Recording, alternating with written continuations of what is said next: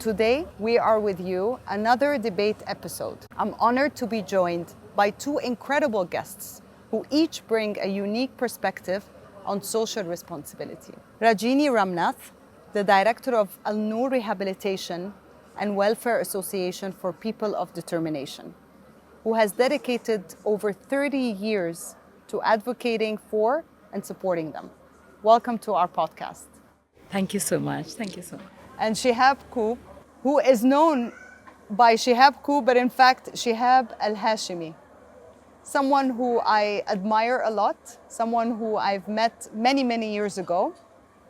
Not too many. A celebrated edutainment content creator with nearly 5 million followers, a media professional, best-selling author, and a winner of the TikTok Annual Golden Award for Best Edutainment Creator.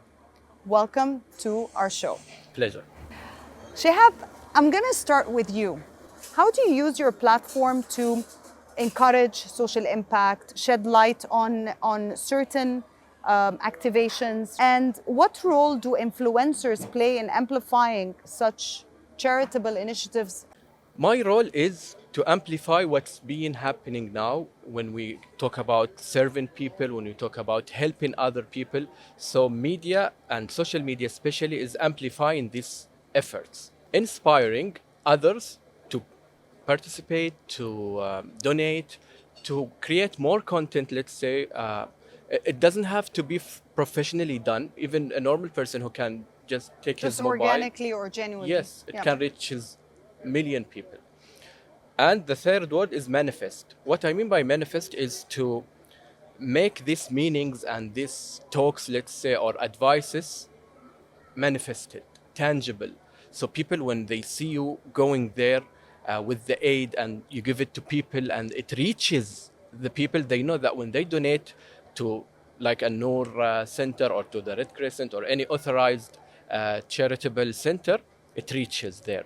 So I said aim because it's an aim, and it's also crafting the message to people by the tools that I use. It doesn't have to be very official. It doesn't have to be very serious. No, people can get it even by you smiling. You don't have to be very sad when you do like charitable initiatives. It just needs to be authentic. It needs to be authentic and real. Absolutely. Ranjini, can you give us a little bit of a background on Alnoor Center? When was it founded? The whole story? Thank you very much for your question. So Alnoor started in 1981. We were probably the first center of its kind at that time. We started with about 8 students. And today we are in a purpose-built facility donated by His Highness Sheikh Mohammed in Barsha. And we serve about 220 students. We have students of diverse ages. We start at the age of 4, and we have students right up to the age of 35. Their disabilities could be, they may have an intellectual disability. You must have heard about Down syndrome, and there are many other syndromes like that. They could be under the autism spectrum. That is the most rapidly growing condition now, and they could also have a condition called cerebral palsy, which affects movement and posture, and sometimes has other conditions like hearing difficulty, vision challenges, and intellectual disability. We are very proud partners as Hussein Sajwani DAMAC Foundation in DAMAC Properties to be supporters and partners of Alnoor Center. It's an honor for us and a privilege. If you were to give a call to action to organizations, private sector companies, what would the call to action be?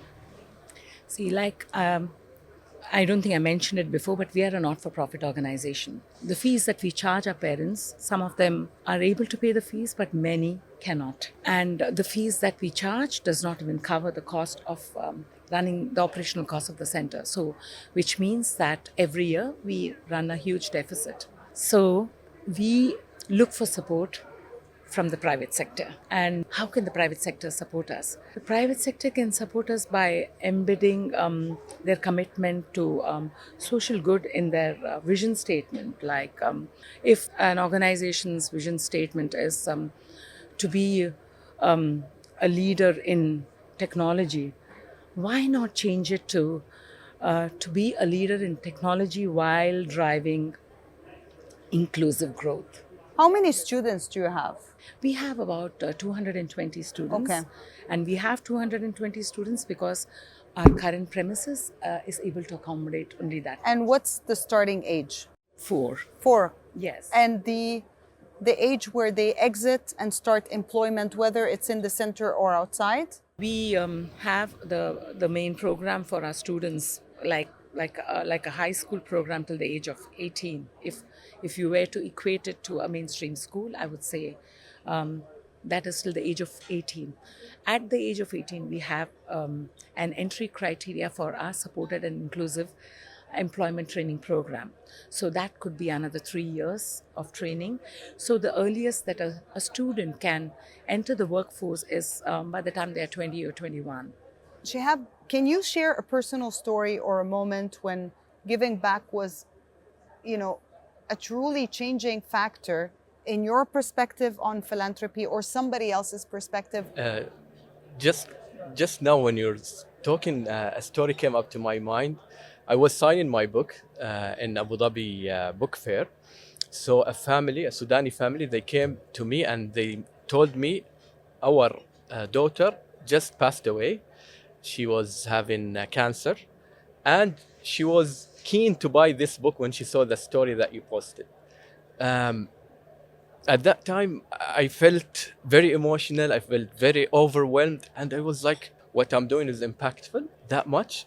They told me, we came here to buy the book for her, and we need you to sign it to her soul. So it was the first time for me. This is incredible. Yeah, to sign a book for a person who passed away.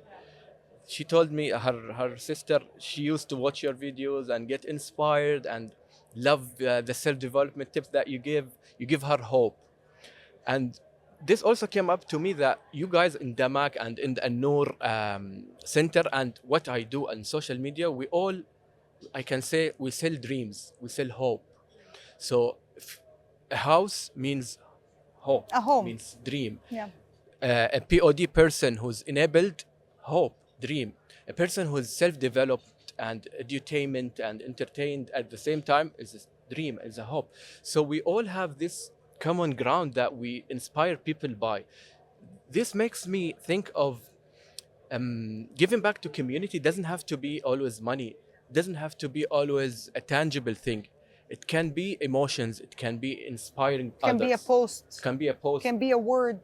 It can be a book. It can be a word. It can be a podcast. So this all, we can say, bodies that have the same soul, which is hope, which is dreams. Shihab, what you're saying is a great bridge to my next question over here. Ranjini, we're talking about impact. We're talking about authentic storytelling. What would your message be to organizations and individuals? If you don't train a person with disability, ensuring that this person does not have a voice, does not have a means to be independent. But when you train a person with disabilities, you are creating a happy family.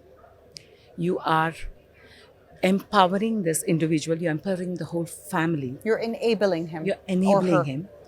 And look at the abilities.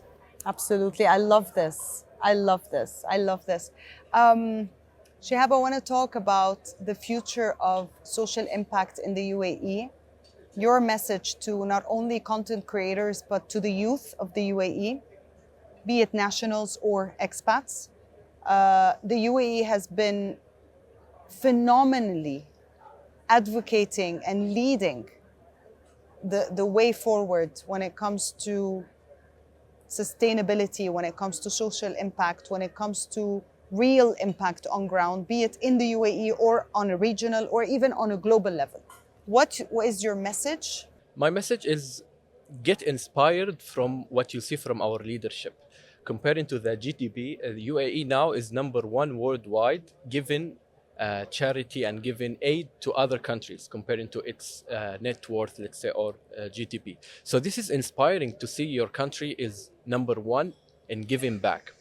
Also, you can get inspired by what Sheikh Mohammed bin Rashid is doing in MBR initiatives. We have Arab Hope Makers, we have the Arab Reading Challenge, and many massive opportunities for you to volunteer, for you to donate. So you have like already the way paved. So you just have to walk on. I just want to see it with something that's very inspiring for me. I was last Christmas in London, walking by, and I saw new towers there. You know, it's not common to have towers in London. They have their traditional way. So I was like, okay, who built this? They told me DAMAC. I was so inspired, and I was shocked that an Emirati company is now building real estates and towers in London. So this is another hope, is another spark that, okay, you can amplify your work and inspire other people, even outside the Arab countries. Maybe in the Arab countries, we only look at, let's say, the region. But now, no, we have to open the bracket. There's no limit, as you mentioned. There's no disabilities. There's no impossible as well. No impossibilities. Absolutely, absolutely. You really touched upon it. And it comes from Dubai. Dubai is a global city. We are learning so much from here. It is the hope machine, in fact, to all neighboring countries. We're very, very blessed to be in this city, in this country, the UAE. And my message today to our viewers is that we have 12 months of the year. We have 365 days. You can inspire with a word, with a post, with a video, 30 seconds or 3 minutes. It doesn't matter the duration. What matters is the message.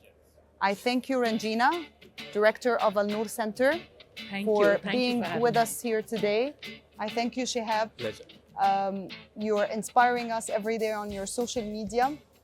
And I thank our viewers for being with us today. Let's start giving, not tomorrow, but today. Thank you.